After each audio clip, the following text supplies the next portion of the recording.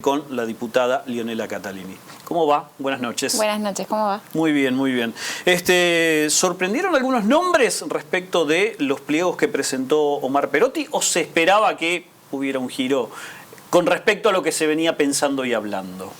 A ver, este es un proceso que arrancó muy mal, el proceso de la renovación de las autoridades del MPA. Digo, falta muy poquito para que lleguemos al plazo final de renovación, y si nos remontamos allá para el año pasado, recordemos que arrancó con un jurado muy cuestionado, con la forma, con muchos jurados que renunciaron, con muchos jurados con vínculos. Accidentado por lo menos. Accidentado por lo menos, con muchos rumores también de cómo venía el concurso, así que la verdad que fue inesperada la respuesta del gobernador Perotti que dio en esta semana que pasó, y nos alegra de alguna manera que no haya respondido a los rumores de número puesto que se decía en muchos lugares de la política santafesina. Como militante, como feminista, que el hecho de que se hayan propuesto nombres de mujeres es un avance, ¿significa un avance? La verdad que sí, digo, nosotros desde el socialismo hemos pedido, por un lado, fuimos el único bloque que pidió que se atendiera en particular lo que pasaba en la ciudad de Rosario, porque nosotros entendemos que en este momento, no podíamos tener un fiscal general o una fiscala generala que no entienda, que no viva en la ciudad de Rosario y que no trabaje codo a codo teniendo como prioridad lo que pasa en la ciudad de Rosario y toda la zona de influencia. Y por otro lado, lo dijimos públicamente y lo hicimos también con otras diputadas, la necesidad de que se cumpla con la ley de paridad. Es una ley que plantea la incorporación paulatina de la paridad en la justicia, porque también es necesaria, y para ello no alcanzaba con que en las ternas haya mujeres y el gobernador no mandaba pliegos de mujeres. Así que en ese sentido creo que es un logro del movimiento feminista en general que se avance en que haya efectivamente mujeres en lugares de poder, y lo veo en ese sentido con buenos ojos. Ahora, ¿cómo es el mecanismo, cómo sigue el mecanismo para recordarles a quienes nos están mirando cuál es el paso que sigue y cuáles son los siguientes? Bueno, el día miércoles de esta semana que comienza vamos a tener una reunión en la Comisión de Acuerdos. Ahí seguramente fijaremos un cronograma, las fechas de ese cronograma. Nosotros tenemos desde la comisión que tomar entrevistas a cada uno y cada una de los postulantes que envió el gobernador, tanto para el MPA como para el Servicio Público de la Defensa. Que claramente eso ya será en el mes de abril. Será en el mes de abril, por supuesto. Luego de esas entrevistas firmamos los dictámenes por la positiva o por la negativa, y la Asamblea Legislativa tiene que aprobar o no aprobar esos dictámenes. Y en ese proceso las entrevistas son fundamentales. Exactamente, son fundamentales, sí. ¿Hay expectativas en eso en cuanto a lo institucional, digamos, que se cumpla ese paso? Digamos, a partir de ahí salen un montón de cosas que quizás no están a la vista y que pueden llegar a salir en esas entrevistas. Bueno, es un paso muy importante, que las entrevistas hayan sido publicadas a través del canal de YouTube también fue importante, porque muchas de las que los vimos pudimos ver cómo eran los perfiles y los planes de trabajo de cada uno y cada una de las postulantes, y a nosotros nos corresponde la tarea de hacer las entrevistas en la Comisión de Acuerdos, un paso formal, un paso legal, que después condiciona los dictámenes tanto por la aprobación como por la desaprobación. Así que creo que esto es uno de los procesos más importantes que tiene la legislatura en el transcurso de este año, que es convalidar o no, nada más y nada menos, de aquellas personas que van a llevar adelante la política criminal en la provincia de Santa Fe, en un momento muy duro de la seguridad. Por ende, es un tema muy importante que tenemos que tomar con mucha responsabilidad. Mencionabas la seguridad y la política criminal que se lleva adelante de parte de estas personalidades que van a ocupar esos lugares.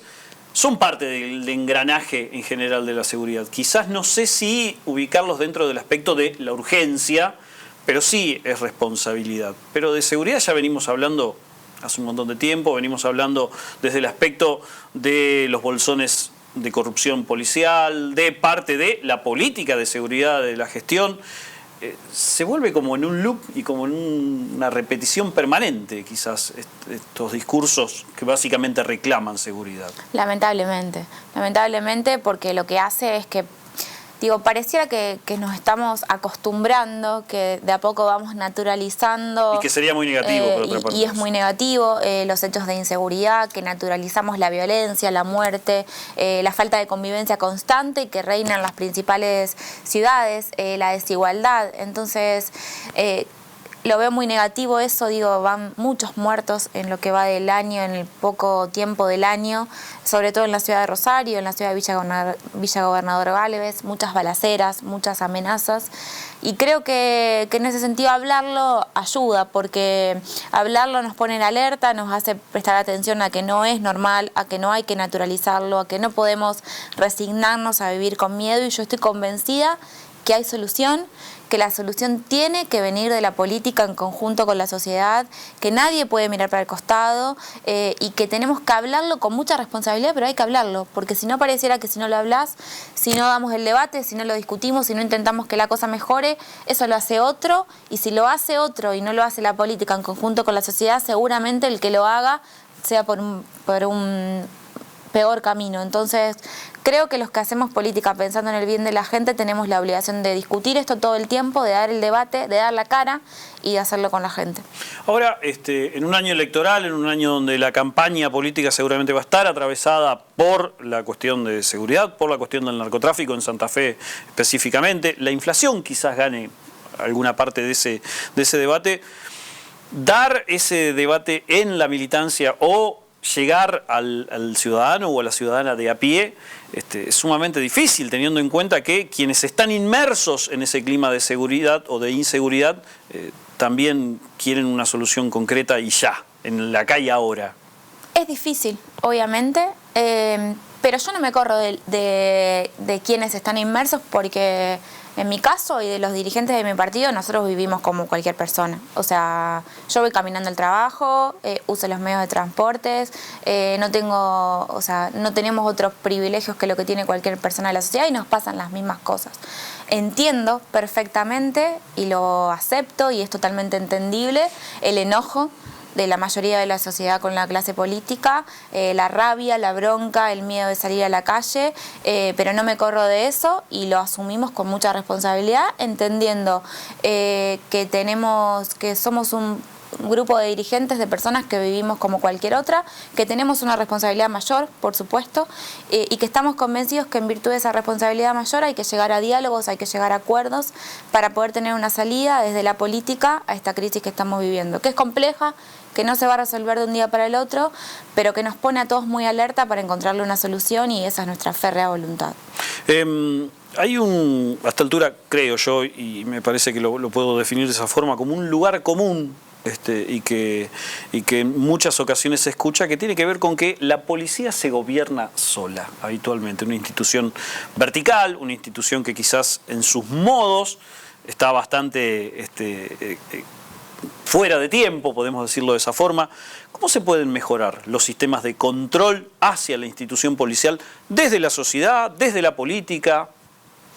Bueno, acabo de presentar un proyecto de ley hace muy poco, justamente para reformar el sistema de control, por lo que vos decías. Y el proyecto lo que habla es, por un lado, de generar un sistema de monitoreo permanente, de prevención, para de a poco ir empezando a cambiar esta cultura que hay dentro de la propia policía, para mejorar los índices de actuación, y por el otro crear un órgano totalmente externo de control de la policía. Digo, hoy la policía sigue siendo controlada por sí misma, y entendemos que eso hay que cambiarlo, que hay que crear un órgano externo, como por ejemplo lo está haciendo la provincia de Córdoba, con referentes civiles, especialistas de las universidades, del ministerio que no sean policías, del MPA, de los colegios, para llevar adelante una política de control que sea diversa, porque vos bien lo decías, hay una sensación generalizada de que la policía se autogobierna, y a la vez hay un aumento de casos donde vemos, por un lado, policías que no cumplen su función, casos de violencia institucional, pero también muchos policías involucrados en delito o en bandas delictivas.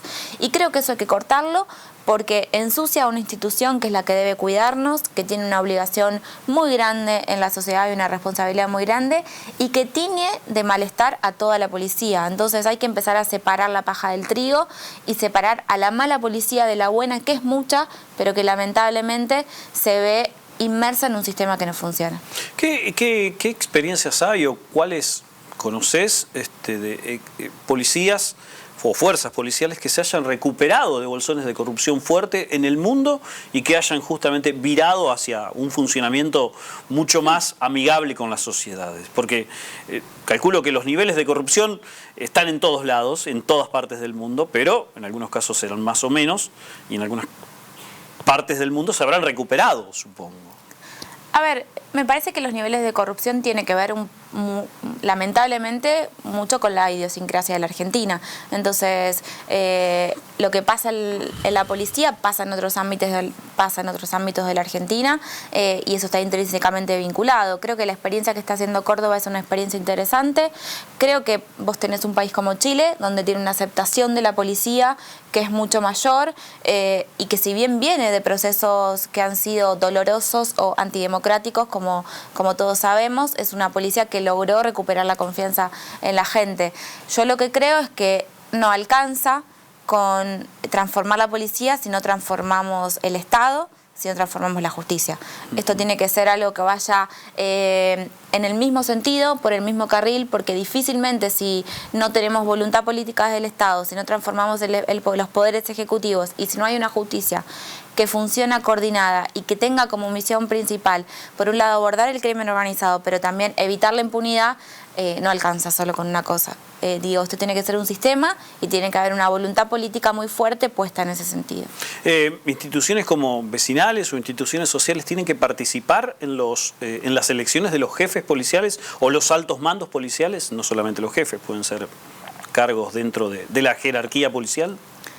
Mira, a mí me parece que las instituciones de la sociedad civil y las vecinales tienen que participar en todas las decisiones que hacen a la seguridad, tienen que ser parte, tienen que ser consultadas, tienen que aportar proyectos. De hecho, nosotros vimos con muy buenos ojos que, por ejemplo, a la Junta de Seguridad se sumen a los familiares de víctimas.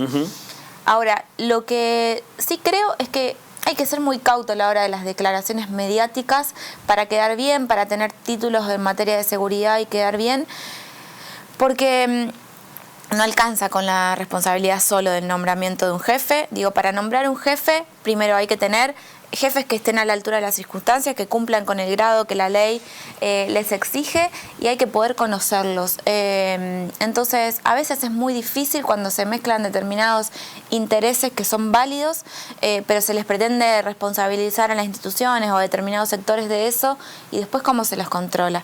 Y después, ¿quién se hace responsable de esas actuaciones? ¿Quién garantiza que ese policía que fue nombrado trabaje realmente en coordinación con el ministerio, que es con quien tiene que trabajar? Entonces, creo que hay que ser muy responsable. Me parece que hay veces que se hacen muchas declaraciones para quedar bien, pero que no se toma dimensión ni magnitud de la responsabilidad que eso implica. Leonela, muchísimas gracias por tu tiempo. Gracias a ustedes.